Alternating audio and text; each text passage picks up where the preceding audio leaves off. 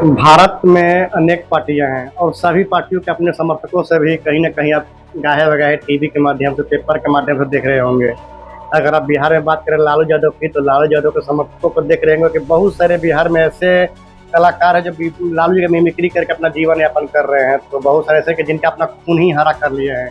ठीक है, आज हम वैसे ही एक शख्स से आपको परिचय करने जा रहे हैं। नाम है इनका राजेश चौधरी, जो ये वीआईपी का जो इंजेक्शन है, वीआईपी का इंजेक्शन अपने शरीर में ले चुके हैं। कल बल छल मंदिर मतलब जो कहें, बस इनके लिए मुकेश सहनी। तो हम ज़्यादा बातों को घुमाते हुए ना हम डायरेक्ट जो है चुनावी साल पर आएंगे। 2025 है और चुनावी साल है। मुकेश सहनी से संबंधित हम बातचीत करेंगे राजेश चौधरी जी से। तो सबसे पहले आपका स्वागत है। और मुझे लग रहा है कि आपको अगर हम वीआईपी के भक्त कहें तो इसमें कोई ऐतराज आपको नहीं होना चाहिए। इसमें भक्त क्या है, हम लोग पार्टी के लिए काम करते हैं। मतलब भक्त कह सकते हैं। भक्त, बिल्कुल भक्त कह सकते हैं, क्योंकि पार्टी ही हम लोग का जो है सब कुछ सरफरी है। 2025 है, लगातार आप टीवी के माध्यम से, सोशल मीडिया के माध्यम से देख ही रहे होंगे, बैठक पर बैठक चल रही है। तो जानना चाहेंगे राजेश सर जी कि मुकेश सहनी जो फैसला लेंगे, तो क्या आप लोग की जो उनके जो समर्थक हैं, इस पर उनका क्या विचार रहेगा? ये तो क्लियर है कि हमारे जो भी वीआईपी के सुप्रीमो हमारे माननीय मुकेश सहनी जी हैं, उनका जो भी फैसला होगा हम लोग के लिए मान्य होगा। मेरे लिए तो मान्य होगा जी। क्या लग रहा है इस बार जो है मुकेश सहनी खुद से ही बोल रहे हैं कि हमारे छोटे भाई तेजस्वी यादव को मुख्यमंत्री बनाइए और मुझे उप मुख्यमंत्री बनाइए, तो ये रास्ता क्लियर है? अरे ये तो 2020 का जो चुनाव था उस समय ही इनका स्टैंड क्लियर था, और उस समय ही इनका थॉट था कि लालू जी का विचारधारा पर चलकर बिहार में तेजस्वी जी को मुख्यमंत्री बनाया। लेकिन दुर्भाग्य है उस समय का कि वो जो फैसला जो अंतिम क्षण में आया वो दुर्भाग्य था बिहार के लिए और बिहार वासियों के लिए। आज भी जो पिछले बार 2020 में मुकेश सहनी का अचानक फैसला लिए थे, आज भी लोग बहुत डरे हुए रहते हैं कि मुकेश सहनी अंतिम समय में बार्गेनिंग करने का काम करेंगे। उनका बार्गेनिंग वाली सवालें नहीं उठती है। और जिस तरह से कल का जो मीटिंग हुआ, सकारात्मक पॉजिटिव मीटिंग हुआ। बहुत लोग कहते हैं कि मुकेश सहनी को तेजस्वी यादव भाव नहीं देते हैं, बुलाते नहीं हैं। तो कल जो मीटिंग हुआ उन आरजेडी के अभ्यर्थी पर कार्यालय पर, तो सबने देखा कि कौन कहाँ किस जगह पर पोजीशन मारा। दोनों जो बीरू और भाई का, छोटा भाई और बड़े भाई का जो भूमिका था, तो बेखूबी उसमें देखने को मिला। मुकेश सहनी तो पार्टी के साथ गठबंधन कर चुके हैं, लेकिन जो उनके समर्थक है, क्या वो भी वोट बैंक में कन्वर्ट हो पाएंगे आरजेडी के साथ? देखिए, अभी हमारे पूरे बिहार में, बिहार के 38 जिला में जितने खास करके नौनिया बेनमला जो भी हैं, मला के जितने भी उपजातियां हैं 22, वो सब खास करके अभी एनडीए से, बीजेपी से दम जो है दम मतलब गुस्साए हुए हैं, आक्रोश में है। आक्रोश में इसलिए है कि पूर्ण रूप से बीजेपी जो है हमारी पार्टी को ही नहीं, हमारी राजनीति को नष्ट करने में लगा हुआ था। इसलिए पूरे बिहार में जो है एक ही आवाज है, बीजेपी को बिहार से, सत्ता से बाहर करो। जी बिल्कुल सर। कुछ जो है कांग्रेस के नए अध्यक्ष बनने के बाद हमारे जिला से ही कांग्रेस के अध्यक्ष बनाए गए हैं, और काफ़ी हमारे लिए भी गर्व की बात है कि हम भी औरंगाबाद जिला से हम लोग बिलोंग करते हैं। लेकिन ऐसा कहा जा रहा है कि कांग्रेस से भी उप मुख्यमंत्री का चेहरा जो है हो सकते हैं, दलित चेहरा पर मतलब जो है पार्टी खेला खेलेगी। इसमें कोई बहुत बड़ी बात नहीं है। पहले हम लोग सरकार बनाने के से पहले हम लोग चुनाव में जाएंगे। 2025 का जो चुनाव है, चुनाव में जाएंगे, और चुनाव में जाने के बाद जो सबसे पहला प्राथमिकता है कि 243 विधानसभा पर मजबूती से हमें लड़ना है, क्योंकि वैसे दल से लड़ना है जो केंद्र से लेकर बिहार तक सरकार है। तो उसकी छल बल सब से हमको सामना करना है। तो अभी हमारे जितने महागठबंधन हमारा घटक दल है, तो एक एक सीट पर हम लोग तैयारी कर रहे हैं, और उस तैयारी में एक ही चीज है, पहले फतह करना। और फतह करने के बाद जो भी आला कमान का जो फैसला आएगा, अरे एक डिप्टी सीएम की जगह पर दूगो भी डिप्टी सीएम हो सकता है, तो इससे बहुत बड़ी बात नहीं है। मतलब इसका लड़ाई नहीं है, इसकी लड़ाई नहीं, बस सत्ता परिवर्तन की लड़ाई है। जैसे अभी 2 डिप्टी सीएम है। हाँ, जैसे अभी भाजपा में ही देख लीजिए, 2 डिप्टी सीएम होगा, तो महागठबंधन से भी 2 डिप्टी सीएम हो सकते हैं। जी। तो सर, लोकसभा के चुनाव का बात किया जाए, जस्ट इसके पिछले साल हुए हैं, तो जितना वीआईपी का वोट ट्रांसफर होना चाहिए महागठबंधन को, उतना हुआ नहीं सर। ये बाई पेपर रिकॉर्ड है, ये मैं अपने खुद मुंह से नहीं बोल रहा हूँ। कहीं के हर जगह पार्टी जो है 5,000 10,000 वोट से चुनाव हारी है। मतलब जितना चाहिए ट्रांसफर होना चाहिए 100 में 100 उतना हो नहीं पा रही था, तो क्या वो चीज़ रिपीट विधानसभा में हो पाएगी सर? देखिए, आप बोल रहे हैं कि लोकसभा में जो वोट ट्रांसफर नहीं हुआ, ये हम आप कहने की जरूरत नहीं है। जी। इसको आप जो है बजाते आप पेपर उठाइए, और अभी तो ऑनलाइन का जमाना है। जी। आप जितने विधानसभा का बूथ है उस बूथ पर जितने निषाद बहुल क्षेत्र है, खास करके वीआईपी का जहाँ वोट है वहां से निकालिए बूथ, और उस बूथ बोलेगा, वो बूथ बोलेगा कि वीआईपी का वोट ट्रांसफर हुआ है या नहीं है। अगर वोट ट्रांसफर नहीं होता तो मैं आपको बता दूं, ये जो खास करके शाहाबाद और आपका मगध की जो जोन है, आप देखिएगा कि महागठबंधन जो है सुपड़ा साफ कर दिया है।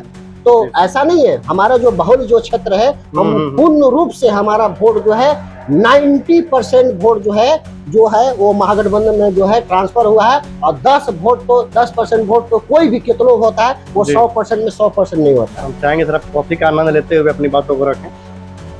तो सीट बंटवारे को लेकर भी कहीं पार्टी में कोई तनमन है सर? एक वाला कमान की जैसे फैसला जो भी हमारे सुप्रीमो ने जो फैसला लेंगे, और सीट के बंटवारे की बात है, बार बार कर भी हमारे मुकेश सहनी बोले हैं कि हमको ये चीज की लड़ाई नहीं है, हमें सीट के लड़ाई नहीं, हमें मंत्री बनने की लड़ाई नहीं है, हमें आरक्षण की लड़ाई है, और आरक्षण जो हमको पार्टी देगा उसकी लड़ाई में है। तो बीजेपी ने हमने जिस तरह से हमें धोखा दिया, जिस तरह हमारे पार्टी को तोड़ा, जिस तरह से मुकेश सहनी को जो है बैकफुट पर लाने का कोशिश किया, उसके चलते में हम लोग ने निर्णय लिया है कि बिहार में पहले सत्ता परिवर्तन, और बिहार परिवर्तन करने के बाद आगामी जो लोकसभा होगा उसमें केंद्र में सरकार, क्योंकि राहुल गांधी ने स्पष्ट कहा कि इनकी हक बनती है, क्योंकि देश एक है, संविधान एक है, तो एक जगह हमें जो है आरक्षण मिला है, तो बिहार में आरक्षण क्यों नहीं? सर ये राहुल गांधी के बयान के बाद तो सर बातें लंबा हो जाएंगी, इसलिए इस विषय पर हम नहीं लौटेंगे, फिर कभी अगले दिन लौटेंगे। तो मतलब आप सर मुकेश सहनी काफ़ी करीबी माने जाते हैं, हमेशा सर उनके जो बस है, जो वीआईपी बस है, बस में घूमते हैं, बड़े बड़े सभाओं में जाते हैं। तो आप मतलब एक वफादार कार्यकर्ता होने के नाते मेरा तो पर्सनल सवाल है कि सीट शेयरिंग को लेकर मतलब हम चाहेंगे हमारी जनता कुछ बताए, क्योंकि सर आप जरूर जानते होंगे, और कोई जाने या नहीं जाने, आप लोग जो है कोर कमेटी के सदस्य हैं, मुकेश सहनी के साथ हमेशा उठक बैठक है। ये सीट शेयरिंग के लेके तो हम हमारे सुप्रीमो ही निर्णय लेंगे कि कहाँ पर कितनी उनके सीट जो है मिलने वाली है और कितनी क्लियर करेंगे। लेकिन इतना जरूर है कि मुकेश सहनी के जिस तरह से बिहार में रुतबा है, जिस तरह से उनका जो वोट बैंकिंग है, और आपको किसी पूरे बिहार में चाहे पूरे हिंदुस्तान में जो है छिपा नहीं है। आप जनसभा देख लीजिए, उनकी छोट कहीं भी जाते हैं तो ऐसे लगता है मानो जनसभा ऊपर जा रहा है, तो वोट बोलता है। तो हम चाहेंगे कि महागठबंधन में जिस तरह से उन्होंने वाल्मीकि नगर में घोषणा की है कि जिस तरह से मेरी पार्टी जिस तरह से वोट है 60 सीट और एक डिप्टी सीएम की उनकी जो है मांग है कि हम इतना हमको चाहिए। लेकिन अगर पार्टी को इतने के बावजूद भी अगर सरकार अगर बनाने में और पार्टी महागठबंधन सुचारू रूप से चलने में बनाने में अगर कहीं भी दिक्कत होगा तो मुकेश सहनी ये नहीं सोचेंगे कि हम 60 पर ही लड़ेंगे, अगर उससे ऊपर नीचे भी हो सकता है। लेकिन ये है कि सीट के चलते महागठबंधन नहीं। पहली प्राथमिकता है कि बिहार से भाजपा भागा, बिहार बचाओ। हाँ, पहली प्राथमिकता है कि बिहार उसके बाद हम लोग छोटे भाई बड़े भाई लड़ाई लड़ेंगे। हाँ, उसके बाद अपनी हक की लड़ाई लड़ेंगे। जब हम बड़ भाई है तो बड़ भाई हमेशा जो है छोटे भाई के लिए जो है कुर्बानी दिया है, इतिहास गवाह है, और आगे भी जो है बड़ भाई जो है छोटे भाई के लिए कुर्बानी देते आएगा। जी सर, एक अंतिम सवाल हम करना चाहेंगे सर। काला झंडा दिखाया जा रहा है मुकेश सहनी के समाज के द्वारा ही, जिस समाज को वो गर्व कर रहे हैं, जिस समाज को लेकर आज पूरे भारत में वो अपना सीना चौड़ा कर रहे हैं, उसी समाज के कुछ लोग हैं उनको काला झंडा दिखा रहे हैं। देखिए, जब आपकी रुतबा जो कोई ऑप्शन नहीं बचता है, देखिए जो लोग जैसे अदर नेता में जिनके बात आप करना चाहते हैं वो हमारे ही पार्टी के उपज हैं। जी। अगर उनको खाली जोड़ दिया जाए, थोड़ा सा फ्लैशबैक में जाए तो उनकी कहीं स्थिति तो नहीं थी। लेकिन हमारी पार्टी को कमजोर करने के लिए कोई ना कोई ऑप्शन, तो हमारी उपज को उन्होंने जो है ताज दिए हैं, और उस ताज के केवल किस लिए दिए हैं कि वो विरोध करे मुकेश जी को। तो मुकेश जी के ही उपज है। और रही बात विरोध की, काला झंडा की, तो ये जो है ना, जब आपकी रुतबा बढ़ती है, आपके पास कोई ऑप्शन नहीं है, तो एक छोटा सा बता रहे हैं कि हमारे माननीय नेता के जैसे पुतला वहां फूका गया, पूरे बिहार के 38 जिला में मतलब आक्रोश हुआ। लोग ने सबने कहा कि यूनियन ये थी कि मैं उसको ये कर देंगे हो गए, लेकिन माननीय नेता ने कहा कि कोई को कुछ करने की जरूरी नहीं है। हम ऐसे ऐसे लोगों को अगर हम पुतला जलाएंगे, अरे हमको पुतला जलाना होगा तो अमित शाह का जलाएंगे, मेरे माननीय प्रधानमंत्री को जलाएंगे। हमारा लेवल उस लेवल का है, ना कि छोटे मोटे लेवल है। तो ये सब छोटी बात है, इस पर ज्यादा हमारे नेता चर्चा नहीं कर रहे, ना हम लोग भी चर्चा करना चाहते हैं, क्योंकि उसकी कद को बढ़ाना नहीं चाहते हैं। आपके क्षेत्र औरंगाबाद नवीन विधानसभा से बिलोंग करते हैं, पार्टी की मजबूती इधर कैसी है?